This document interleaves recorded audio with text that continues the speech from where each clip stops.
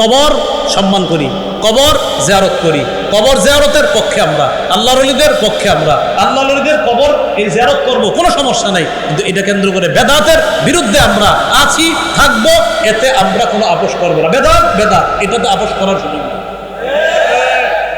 সহিহ বুখারীর 435 নম্বর হাদিস, এই হাদিসটি মন দিয়ে শুনি। নবী ইন্তেকাল করার সময় লাম্মা নুজিলা বিরাসূলিল্লাহি সাল্লাল্লাহু আলাইহি ওয়াসাল্লাম, আল্লাহ নবী যখন ইন্তেকাল করবে মুমূর্ষু অবস্থা, কানা ইয়াতরাহু খাবিসাতান আলা ওয়াজহিহি, নবী তার মুখের উপর একটা কাপড় দিছে। ইন্তেকালের সময় মুখের উপর একটা কাপড় দিছে, খামিসাতান আলা ওয়াজহিহি, মুখের উপর একটা কাপড়, নবীজি এই মুখের উপর একটা কাপড় দিছে।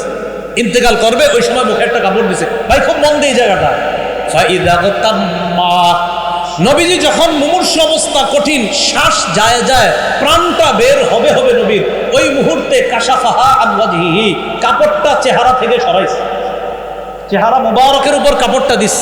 নবীজির প্রাণ যাবে যাবে ওই মুহূর্তে চেহারা মুবারক থেকে কাপড়টা সরিয়েছে।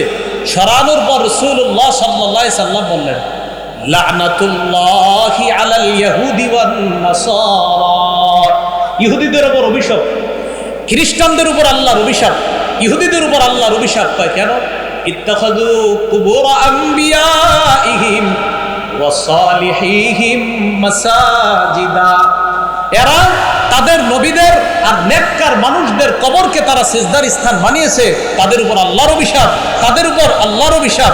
ইহুদিরা তাদের নবীদের কবরকে সিজদার স্থান বানিয়েছে, খ্রিস্টানরা তাদের নবীদের কবরকে সিজদার স্থান বানিয়েছে, ভালো মানুষদের কবরকে সিজদার স্থান বানিয়েছে, তাদের উপর আল্লাহর অভিশাপ। এই কথা বইলা ইউহাজ্জিরু মা সানাউ, তারা যা করে এটা যেন আমার উম্মত না করে। মুমূর্ষু অবস্থা, রাসূল ইন্তেকাল করবে করবে ওই মুহূর্তে এই কথা বলে গেছে। হ্যাঁ, কত গুরুত্ব, চেহারা কাপড় সরায় বলতেছে, এই শোনো শোনো, ইহুদিদের উপর অভিশাপ, খ্রিস্টানদের উপর অভিশাপ, তারা নবীর কবরকে সেজদার স্থান বানাইছে। কি বুঝাইছে? আমিও ইন্তেকাল করবো, আমার কবরে কিন্তু এরকম বানাইব না। নবীজি বুঝে গেছে। এইগুলো আপনার আরেকটা বুঝলাম, কবর সম্মান করি, কবর জিয়ারত করি, কবর জিয়ারতের পক্ষে আমরা, আল্লাহর ওলিদের পক্ষে আমরা, আল্লাহর ওলিদের কবর এই জিয়ারত করব, কোনো সমস্যা নাই। কিন্তু এটা কেন্দ্র করে বেদাতের বিরুদ্ধে আমরা আছি, থাকবো, এতে আমরা কোনো আপোষ করবো না। বেদাত বেদাত, এটাতে আপোষ করার সুযোগ নেই। এবার আরেকটা হাদিস শুনেন, সহিহ মুসলিমের বর্ণনা 1075 নম্বর হাদিস, পকেটের মোবাইল অনুযায়ী, মানে কি মোবাইলে হাদিস মিলায় অনেকে, ওই অনুযায়ী 1075, যদিও এটা না বললে কিচ্ছু হবে না, এমনি বলে দিলাম, খাও মিলায়। আর মাদ্রাসার পাঠ্যপুস্তক অনুসারে 532 নম্বর হাদিস, আমাদের মাদ্রাসায় যে পাঠ্যপুস্তক এটা ইন্টারন্যাশনাল ভাবে ফলো করা হয়। আর আপনারা মোবাইলে যে উস্তাদ, ওইটাতে 1075। এই হাদিসের মধ্যে আসছে নবী ইন্তেকালের 5 দিন আগে, কয়দিন আগে, মানে ইন্তেকালের 5 দিন আগে আল্লাহ রাসূল সাল্লাল্লাহু আলাইহি সাল্লাম বলে যাইতেছে 5 দিন আগে। হাদিসের বর্ণনাকারী জুনদুব রাদিয়াল্লাহু তাআলা তিনি বলেন, আমি নবীকে ইন্তেকালের 5 দিন আগে বলতে শুনেছি, ইন্নী আবরাউ ইলাল্লাহ বিন আইয়াকুনা লাকুম খলিল।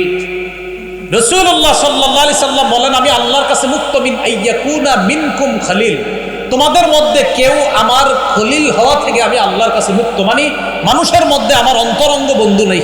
নবীজি বলতেছে ইন্তেকালের 5 দিন আগে। কেন অন্তরঙ্গ বন্ধু নাই?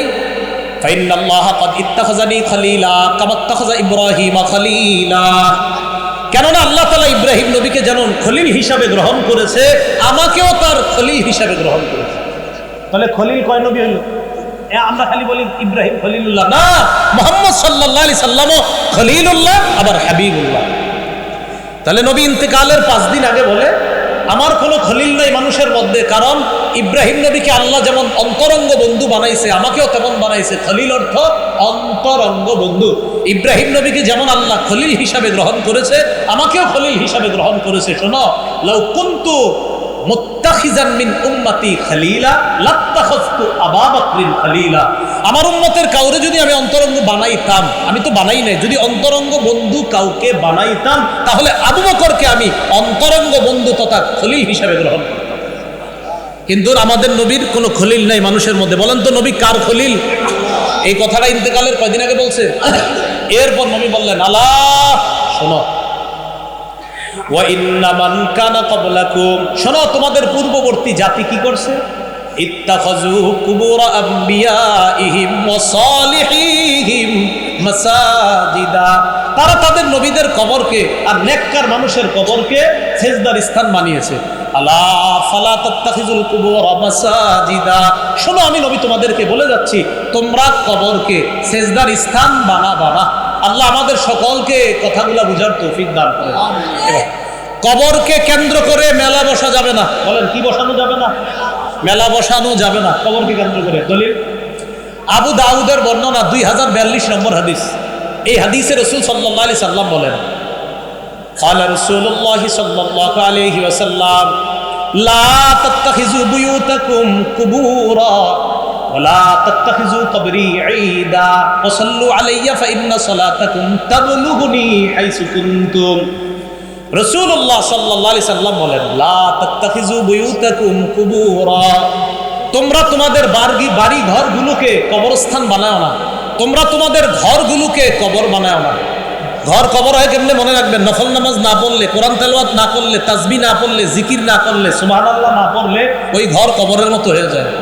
নবী বললেন, লা তাত্তাখিযু বুয়ুতাকুম কুবুরা, তোমরা তোমাদের ঘরগুলোকে কবর বানাও না।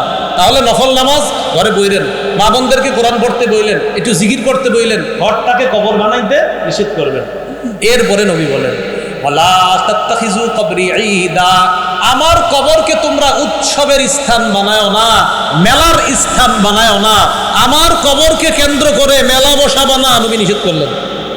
আমাদের এই দেশে লম্বা সময়ব্যাপী মেলা হয়, লম্বা সময় কবরকে কেন্দ্র করে। নবী বললেন, ভাই একটু বুঝার চেষ্টা করেন, কথাটা এইভাবে নিয়েন না। আরে হ্যাঁ কইলইব নাকি, আমি আমারটা করবো। আল্লাহর রাসূল এরকম মানসিকতায় কথা শুনেন না।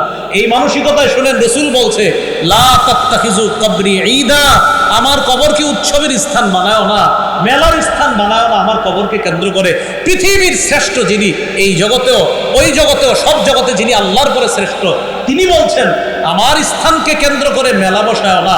অতএব অন্য কোনো আল্লাহর ওলির কবরকে কেন্দ্র করে মেলা আমরা বসাইতে পারি না, ওই মেলায় যাইতে পারি না। যারা মেলার আয়োজন করে তাদেরকে সমর্থন করতে হবে, এটা প্রতিবাদ করতে হবে। এটা বুঝান, আপনার এই এলাকার অনেক মানুষও যায়, বিভিন্নভাবে যায়, খোঁজ নিয়েন, এদেরকে বুঝান, যাওয়া যাবে না।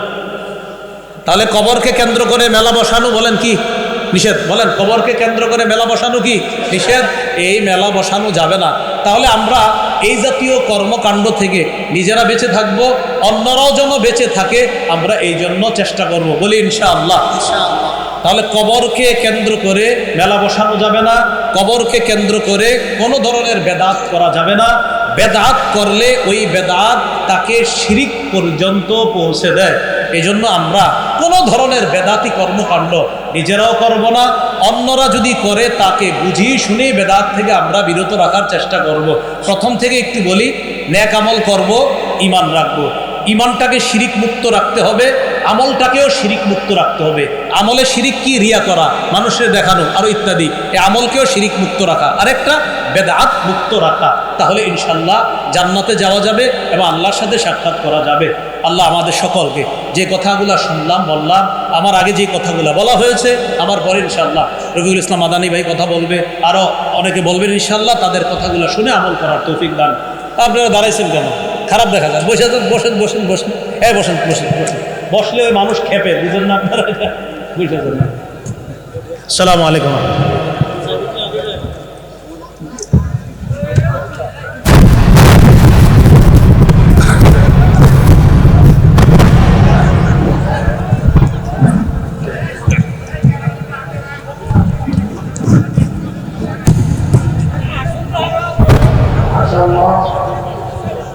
আল্লাহ তাআলা হযরতে ঈমান ও আমলের নেশা রাখেন।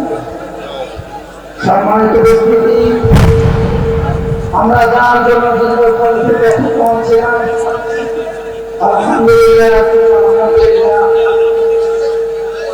তিনি আমাদের মধ্যে উপস্থিত হয়েছে।